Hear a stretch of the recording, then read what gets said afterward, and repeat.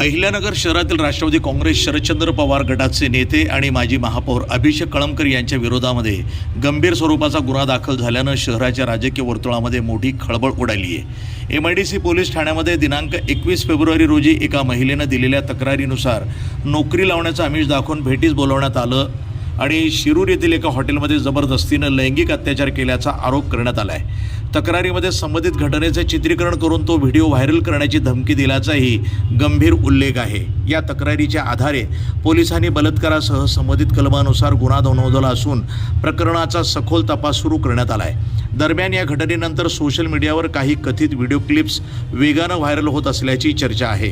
या प्रकरणामुळे शहरातील राजकीय वातावरण तापलं असून विरोधी पक्षाकडून निष्पक्ष चौकशीची मागणी केली जात आहे।